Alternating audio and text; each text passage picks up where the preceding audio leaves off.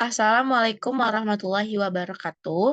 Perkenalkan, saya Alamia, mahasiswa dari Fakultas Ekonomi dan Bisnis, Prodi Manajemen, dengan NIM 289245012. Hari ini, saya akan mempresentasikan serta mereview materi yang sudah Bapak Sugeng sampaikan di minggu lalu, yaitu tentang kejahatan bisnis.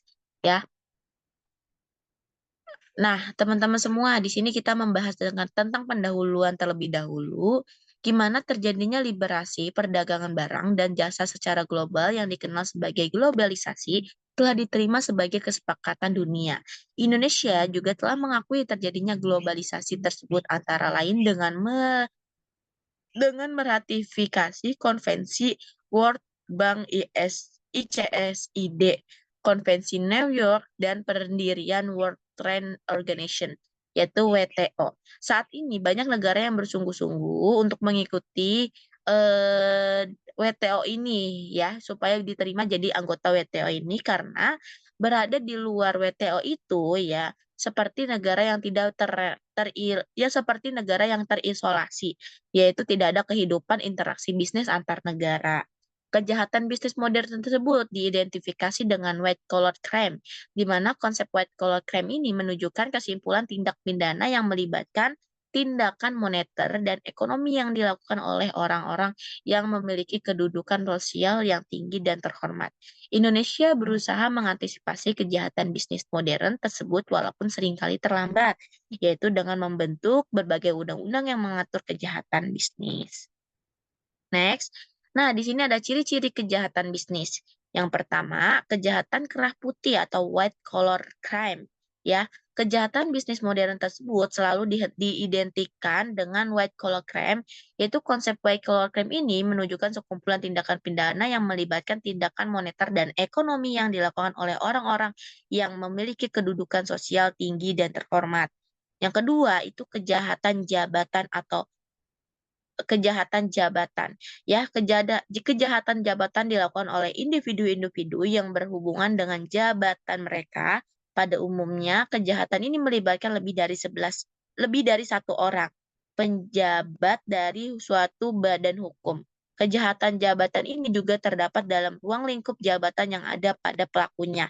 Jenis kejahatan jabatan ini antara lain pelanggaran hukum oleh para pengusaha, atau karyawan yang menggelapkan uang perusahaan atau lembaga-lembaga pemerintah di mana mereka bertugas. Seperti itu teman-teman semua. Dan yang ketiga ada kejahatan yang diorganisir atau organized crime. Ya, kejahatan yang diorganisir adalah sama dengan sindikat kejahatan seperti kejahatan kartel atau komplotan yang dimaksud dengan organisasi dalam konteks pembicaraan kejahatan yang diorganisir ini adalah sekelompok orang yang yang sengaja dibentuk untuk tujuannya melakukan kejahatan. Sifat ilegal dari organisasi ini ya merupakan ciri yang menonjol dalam kegiatan yang terorganisir.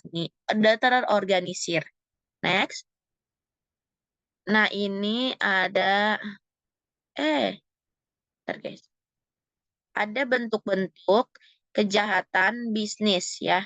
Ada bentuk-bentuk kejahatan bisnis, yaitu kejahatan bisnis di bidang ekonomi. Akibat dari perkembangan ekonomi dan pengaruh globalisasi, maka dunia ini, usaha ini akan semakin kompleks dan bervariasi. Ada beberapa kejahatan bisnis yang berhubungan dengan kegiatan ekonomi atau dunia bisnis yang sering kita jumpai dalam aktivitas bisnis sehari-hari. Antara lainnya, tidak melaporkan sebenarnya keuntungan perusahaan. Kadang kan ada yang korupsi dan lain-lain, teman-teman semua. Lalu yang kedua, persengkolan dalam penentuan harga dan periklanan produk dengan cara menyesatkan. Yang ketiga, menghindari atau memperkecil perbayaran pajak dengan cara melakukan data yang tidak sesuai dengan data yang sesungguhnya. Itu banyak sekali perusahaan-perusahaan kejahatan bisnis dalam bidang ekonomi itu termasuk dari koperasi gitu. Koperasi. Korupsi kok aku korupsi koperasi sih korupsi ya guys maksud aku. Nah, kegiatan produksi yang menimbulkan polusi dalam bentuk limbah cair, debu dan suara.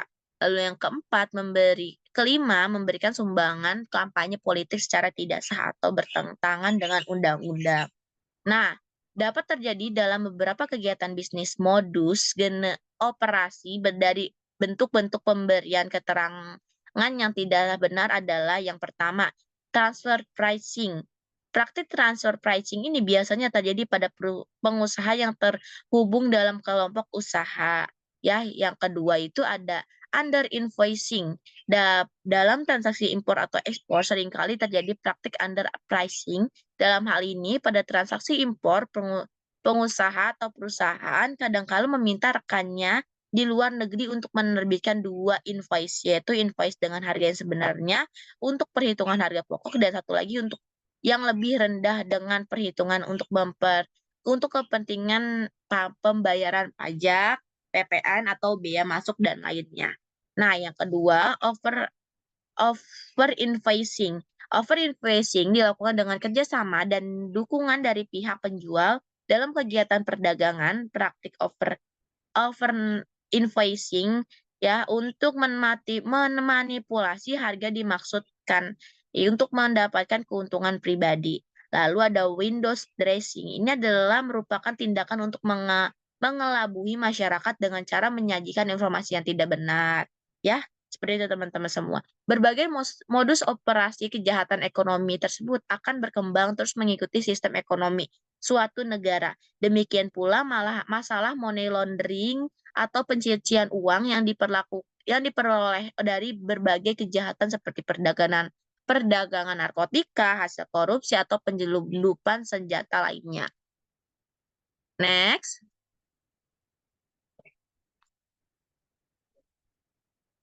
Nah, nah,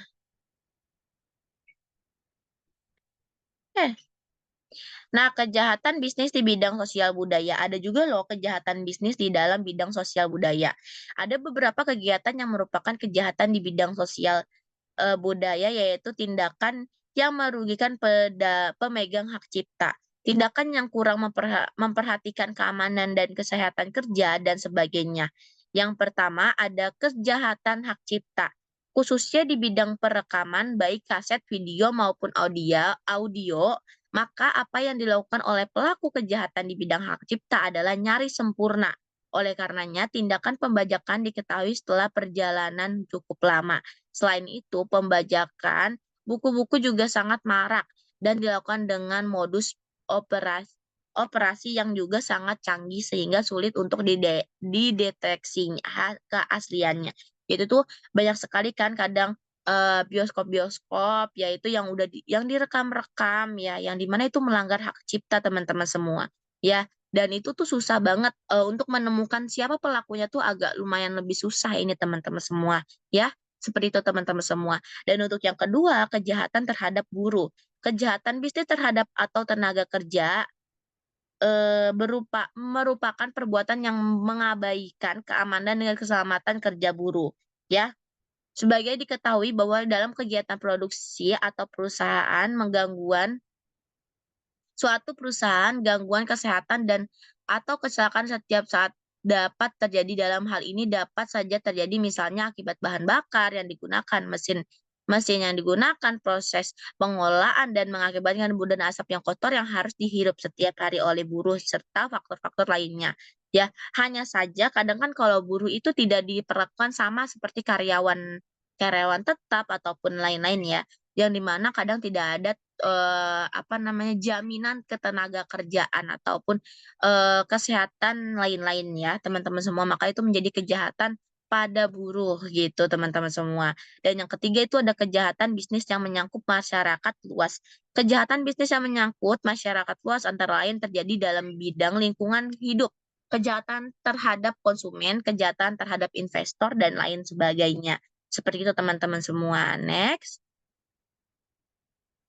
Kejahatan bagian A yaitu kejahatan terhadap lingkungan hidup. Seringkali terjadi di aktivitas dari pabrik suatu perusahaan yang mengakibatkan mencerminkan air dan udara yang jelas akan merugikan masyarakat sekitar. Nah, seperti limbahnya ataupun tadi pencemaran air dan udaranya itu kan sangat-sangat mengotori kesehatan tubuh kita kan, para masyarakat yang ada di sekitar lingkungannya. Maka dari itu ada Undang-Undang Nomor 23 Tahun 1997 tentang pengelolaan lingkungan hidup, menyatakan perbuatan yang dilakukan oleh para pengusaha yang melakukan pencemaran lingkungan tersebut merupakan tindak pidana lingkungan hidup yang diancam sebagai pidana penjara paling lama 6 tahun dan denda paling banyak 300 juta rupiah. Bahkan apabila tindak pidana pencemaran lingkungan hidup tersebut mengakibatkan orang mati atau luka berat, maka diancam paling lama 9 tahun dan denda paling banyak 450 juta ya rupiah. Wow, lumayan juga ya guys ya. Tapi teman-teman semua di sini harus mengurangi hal-hal seperti itu ya. Yang kedua, yang bagian B yaitu ada kejahatan terhadap konsumen.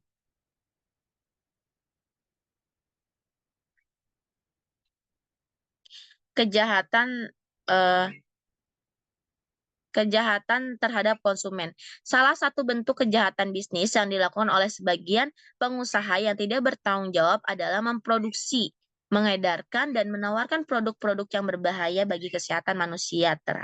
Nah, ulah dari para pengusaha yang hanya mementingkan profit tanpa memperhatikan akibat bagi konsumen tersebut telah menelan banyak korban. Ya, sebagai contohnya tuh ya pada pabrik biskuit yang ternyata tidak memiliki laboratorium. Hal ini menunjukkan bahwa pengusaha atau perusahaan tersebut lalai dalam melakukan proses produksi dan mengabaikan kepentingan konsumen yang dapat berakibat fatal. Ya, yang betul-betul menyesatkan jelas sangat berbahaya bagi kepentingan konsumen. Perbuatan kejahatan perbuatan kejahatan Perbuatan kejahatan terhadap konsumen tersebut secara normatif telah diatur dalam Undang-Undang Nomor 8 Tahun 1998 tentang Perlindungan Konsumen. Dari ketentuan peraturan perundang-undangan tersebut secara tegas disebutkan bahwa pengusaha harus bertanggung jawab dan dapat dikenakan tindak pidana atas kejahatan yang dilakukan terhadap konsumen tersebut. Seperti itu teman-teman semua. Next, yang bagian C yaitu kejahatan bisnis terhadap investor. Perbuatan yang merupakan tindakan kejahatan terhadap investor seringkali dilakukan di pasar modal dengan modus operasi yaitu memberikan keterangan yang tidak benar, menipu bahkan memanipulasi pasar. Dalam hal ini, tindakan yang menyajikan data yang tidak benar dan menyesatkan adalah merupakan praktik penipuan dan juga perbuatan curang. Tersebut dapat dilakukan oleh perusahaan emiten, ya, sendiri atau dengan bantuan profesi atau lembaga penunjang lainnya. Ya, menurut ketentuan Undang-Undang Nomor 8 Tahun 1995 tentang pasar modal, maka terhadap kejahatan bisnis kepada investor tersebut dapat dikenakan tindak pidana dengan ancaman hukum pidana penjara paling lama 10 tahun dan denda paling banyak 15 miliar rupiah. Wow, Masya Allah ya. Dendanya lumayan juga. Jadi teman-teman semua jangan sekali-sekali melakukan hal yang seperti itu ya. Karena setiap kejahatan bisnis sudah ada undang-undangnya yang berlaku di negara kita. Jadi teman-teman semua harus perhatikan ketika mau melakukan sesuatu, ketika mau bertindak sesuatu, teman-teman semua harus berpikir panjang ya. Begitu teman-teman semua. Nah, terima kasih banyak teman-teman semua ya. Presentasiku sudah selesai ya, materi yang memang sudah disampaikan sama Bapak Sugeng. Mohon maaf bila ada kekurangan dan teman-teman semua kalau memang mau materi yang lebih lengkapnya ada di file yang Bapak Sugeng kirim, yaitu materi lengkapnya. Di sini hanya singkat-singkat saja ya untuk membahas serta mereview hal-hal penting lainnya. Intinya apa? Kalian jangan sesekali melakukan kejahatan bisnis karena semua itu sudah ada sanksinya masing-masing. Jadi jangan sampai ya teman-teman semua. Aku yakin pasti teman-teman semua di sini jika ingin melakukan setiap kegiatan usaha ataupun memulai usaha pasti dengan jalan yang baik. Tidak ada hal-hal yang sangat merugikan diri ataupun masyarakat sekitar. Ya, seperti itu teman-teman semua. Nah, alhamdulillah teman-teman semua aku sudah selesai. Terima kasih buat teman-teman semua udah pada nonton live yang sudah pada nontonin, video aku dari tadi ya. Mohon maaf bila ada salah kata, penyampaian, ataupun kata-kata yang kurang baik ya, mohon dimaklum karena, aku memang banyak kekurangannya, tapi kelebihan hanya milik Allah, ya. Mungkin hanya itu saja, sekian dari aku. Wassalamualaikum warahmatullahi wabarakatuh. Dadah, semangat UAS teman-teman semua.